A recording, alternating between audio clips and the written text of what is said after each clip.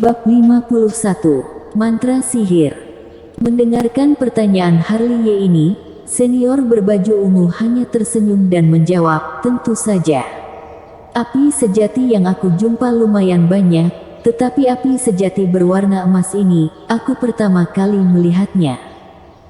Tapi Aju merasa api sejatiku tidak begitu kuat. Harliye mengaruk-garuk kepalanya.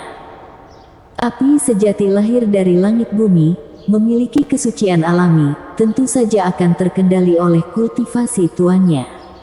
Kamu baru alam Ningki, api sejatimu hanya akan sama seperti tingkat kultivasimu, lagi pula. Berkata sampai sini, senior berbaju ungu pun diam sejenak, lalu memandang sekilas Harliye dan berkata, lagi pula api sejatimu ini, sepertinya masih belum terbangun. Masih belum bangun. Harliye pun semakin bingung. Aku hanya bisa mengatakan ini bukanlah api sejati biasa. Setidaknya, paling kuat dari semua api sejati yang pernah aku lihat. Senior berbaju ungu sepertinya menyimpan sesuatu, berkata terlalu banyak juga tidak ada gunanya bagi Harliye. Harliye masih terus berpikir, tapi juga tahu menahan diri, tidak bertanya lebih lanjut lagi. Ayo, senior berbaju ungu sudah mengangkat lengannya dan menaikkan telapak tangan. Harliye juga tidak buang-buang waktu, langsung mengangkat lengan, menempelkan telapak tangannya di telapak tangan senior berbaju ungu tersebut. Seketika menggerakkan batin, api sejati mengalir dari telapak tangannya ke lengan senior ungu, lalu diselimuti dengan garis rune. Darah iblis. Saat benaran bersentuhan tubuh dengan Harliye, senior berbaju ungu ini pun semakin serius. Dia memandang Harliye, seolah-olah bisa melihat darah yang mengaliri di tubuh Harliye, dari tubuhnya bisa menangkap energi yang haus darah, ganas dan kekerasan. Senior berbaju ungu menyipitkan mata, tetapi juga melirik sekilas Harliye. Di dalam tubuhnya kenapa ada darah iblis? Senior berbaju ungu dalam hati bertanya-tanya. Dia pun menyadari, Harliye sepertinya tidak tahu bahwa di darahnya terdapat aliran darah sekte iblis kuno. Rasa penasaran ini pun terpotong oleh rasa sakit menusuk di lengan. Senior berbaju tua pun mulai fokus ke lengan dirinya yang sedang diselimuti oleh api sejati Harliye. Rune sihir pun merasakan ancaman yang kuat, terus meronta. Melihat kondisi ini, senior tua pun menekan lengan agar jimat sihir ini terkumpul di bagian lengan dan tidak menyebar ke bagian tubuh lainnya. 2 jam pun berlalu, Harliye sudah bercucuran keringat. Api sejati masih membara, tetapi segel sihir sudah mulai menyebar dan bisa melawan api sejati. Hanya saja berlalu begitu lama, hanya terbakar sedikit segel sihir. Baja hitam dan besi hitam ini tidak mudah diambil. Harliye mengusap keringatnya. Sekarang berpikir, dia malah merasa sudah meminta imbalan yang terlalu sedikit. Segel sihir ini, berbeda dengan niat jahat yang ada di dalam tongkat gigi serigala Bradi. Tidak bisa dimurnikan dalam waktu singkat, ingin benar-benar membersihkan memerlukan waktu yang panjang.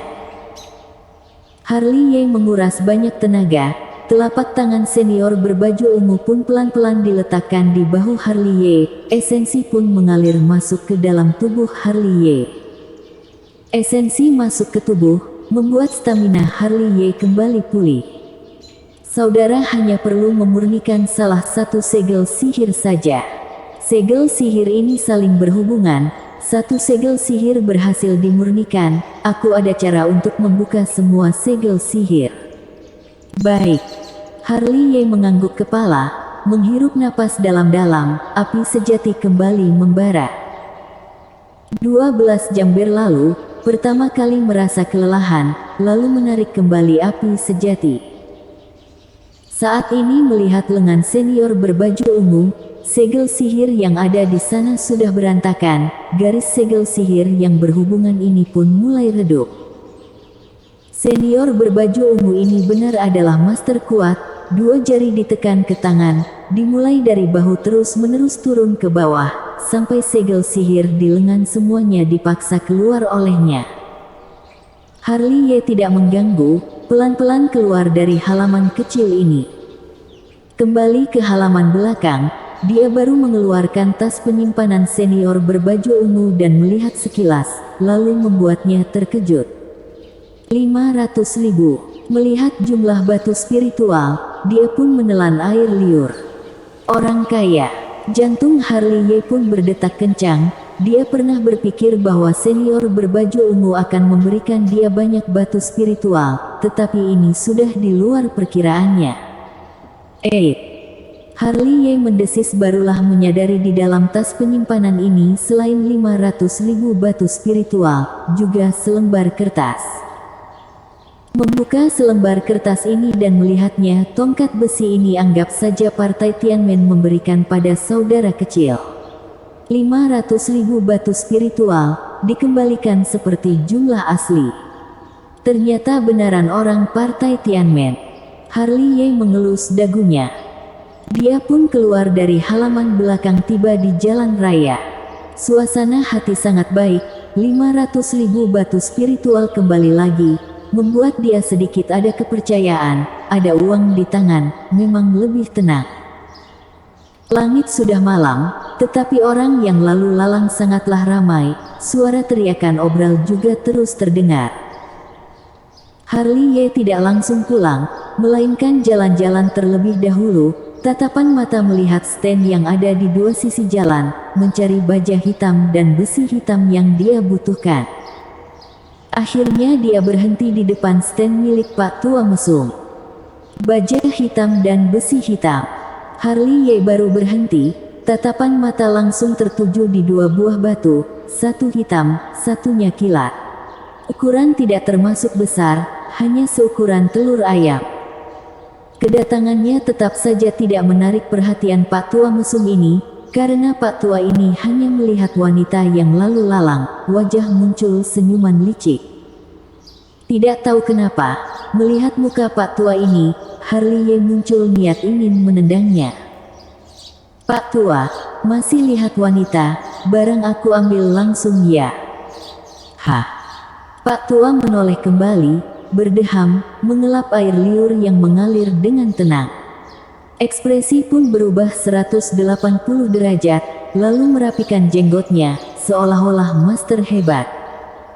Harley Ye pun kaget, dalam hati berpikir akting Pak Tua ini hebat juga. 1 detik sebelumnya masih melihat gadis cantik dengan ekspresi mesum, sekarang berubah menjadi master hebat, yang tidak tahu mungkin akan mengira dia adalah seorang master kuat. Saudara ini pasti orang yang pintar, mengetahui di sini semua adalah benda pusaka, hanya menunggu orang berjodoh mencarinya. Pak Tua ini kembali merapikan jenggot, ekspresi tetap saja begitu mesum. Cek. Harley Ye merasa biasa saja, karena dari semua stand yang dia lalui, semua orang berkata perkataan yang sama, dia pun tidak merasa heran. Aku mau baja hitam dan besi hitam ini. Harley Ye juga tidak basa-basi. 100.000. Pak Tua ini menaikkan satu jari. 50.000. Harley Ye langsung menawar. 100.000 batu spiritual, kenapa tidak dijual di toko resmi, harus jauh-jauh jualan di pasar gelap dunia hantu ini. Kamu ini, hebat sekali dalam memotong harga. Pak Tua Mesum ini pun sedikit emosi. Guruku yang mengajarkan, membeli barang, potong setengah harga. Harley Ye melihat Pak Tua Mesum dengan tatapan lugu polos. Pak Tua Mesum ingin marah, tapi masih bisa menahannya. 90.000, sudah paling rendah. 60.000. Sepakat. Harley Ye sudah bersiap akan terus memotong harga Pak Tua Mesum ini, tapi tak menyangka Pak Tua ini langsung menyetujuinya. Membuat dia sedikit panik. Cepat bayar dan cepat. Pak Tua Mesum ini seperti sangat terburu-buru, lalu memberikan baja hitam dan besi hitam dan mulai membereskan standnya. Ekspresi panik ini seperti berjumpa dengan masalah besar. Harley Ye pun panik, tetapi juga mengulurkan tangan ke dalam tas penyimpanan. Yuda Suge, dasar tua brengsek, dasar pembunuh.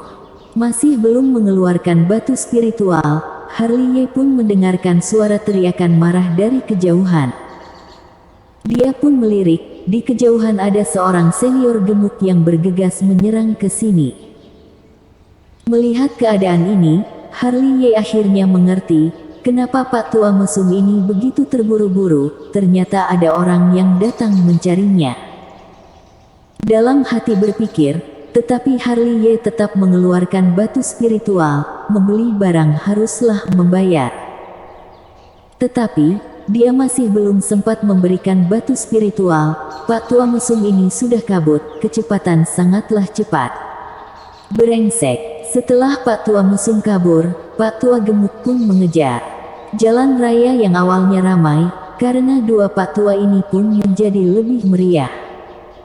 Pergi begitu saja. Harley Ye berdeham, batu spiritual yang sudah dikeluarkan, akhirnya dimasukkan kembali ke dalam tas penyimpanan. Bersambung.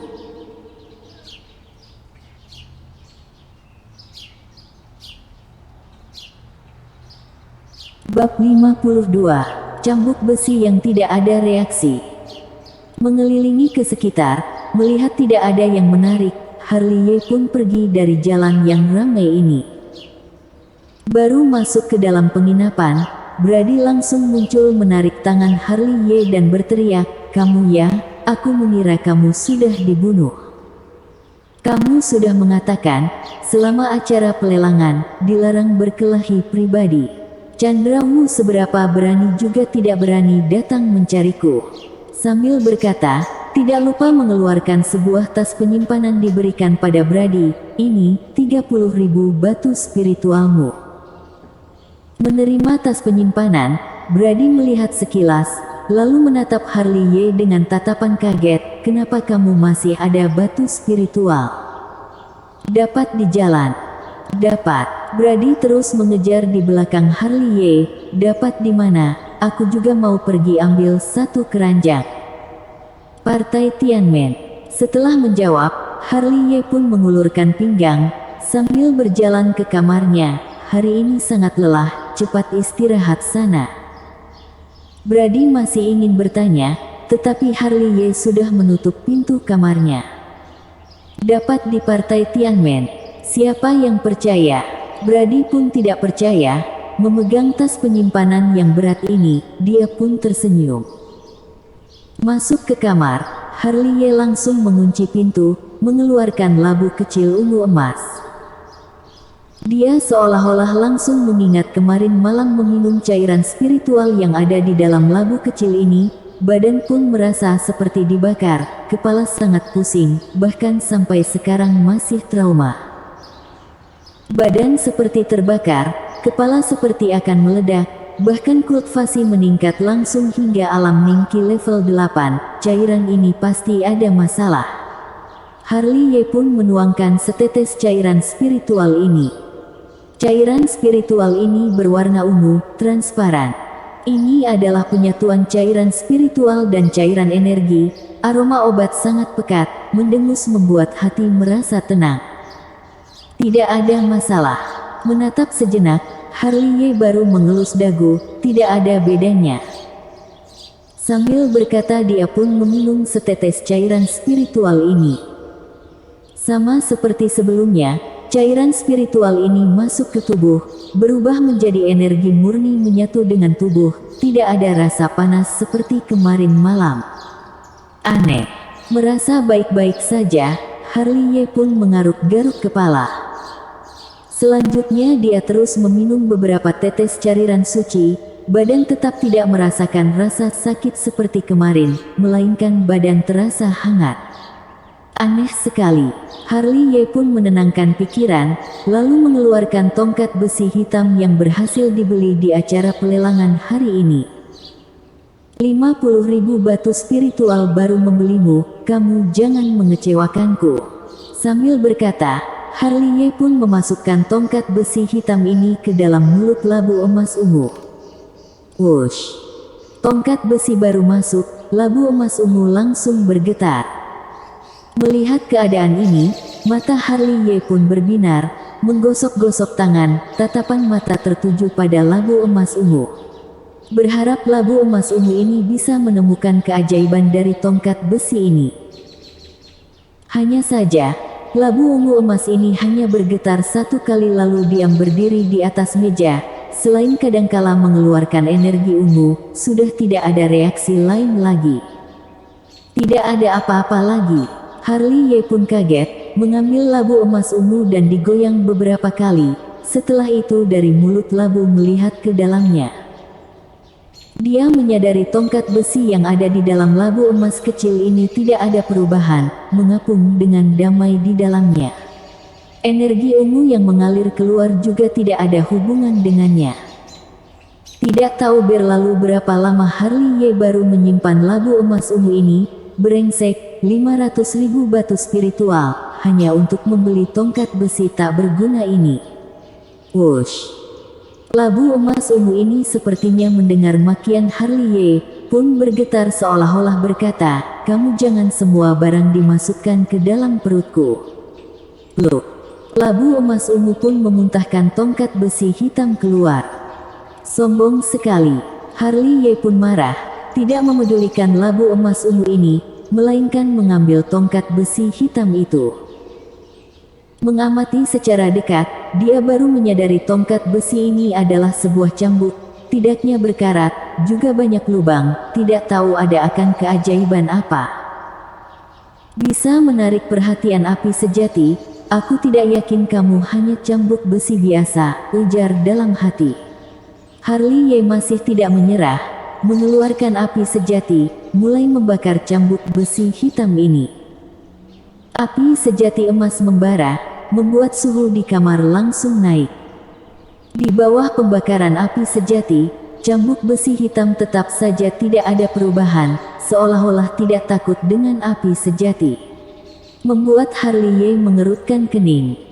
Lagi, Harley Ye pun membesarkan api sejati. Hanya saja, cambuk besi hitam tetap saja tidak ada perubahan. 6 jam berlalu, Harley Ye pun akhirnya menyimpan api sejati. Pembakaran 6 jam api sejati, masih tidak bisa meleburkan cambuk besi, malah membuat dia kecapean. Aku masih tidak percaya. Harley Ye pun mengeluarkan pedang Cixiao, menggerakkan energi murid ke dalam, lalu menebas ke arah cambuk besi. Bam! Suara benturan besi yang nyaring, pedang Cixiao pun terpelanting keluar, bahkan Harley Ye pun kaget, lengannya kesemutan, kehilangan rasa. Keras sekali. Mengambil kembali pedang Cixiao, Harley Ye pun melihat retakan kecil di permukaan pedang. Malah cambuk besi ini tetap baik-baik saja, pedang Cixiao yang tajam tidak bisa meninggalkan bekas apapun. Ini sebenarnya terbuat dari apa? Menyimpan pedang Cixiao, Harley Ye pun melihat cambuk besi ini. Tidak takut dengan api sejati, bahkan pedang Cixiao juga tak berdaya. Dia pun membayangkan bahan untuk membuat cambuk besi ini pasti bukan bahan biasa. Ini malah membuat dia merasa tenang. 500.000 membeli sebuah cambuk besi yang keras, setidaknya masih ada nilai. Digunakan untuk melempar orang pasti lumayan bagus. Harley Ye mengelus dagu lalu menyimpan cambuk besi. Beberapa saat kemudian, dia mengeluarkan baja hitam dan besi hitam dari tas penyimpanan. 2 buah besi ada di depannya, terlihat perbandingan yang sangat jelas, satu hitam keras, yang satunya transparan lembut. 2 bahan ini jika digabungkan pasti bisa menjadi bahan terbaik membuat senjata. Mengeluarkan api sejati dan pedang Cixiao, 3 bahan ini pun diselimuti oleh api sejati, membakar inti dari besi dimasukkan ke dalam pedang Cixiao. Ini adalah proses yang cukup panjang. Sampai matahari mau terbit, dia baru menyimpan api sejati. Klang, klang. Dalam kamar pun terdengar suara benturan pedang. Pedang Cixiao saat ini berubah menjadi sangat luar biasa, tetap berwarna merah, Tidak perlu memasukkan energi murni, sudah ada energi pedang yang menyelimuti, kadangkala akan muncul cahaya pedang. Aura yang menakutkan ini membuat Harley Ye sangat puas. Mantap, mantap. Harley Ye pun memegang erat pedang Cisau, dalam hati sangat menyukainya. Yang paling penting, ini adalah pedang yang dia buat sendiri. Bersambung.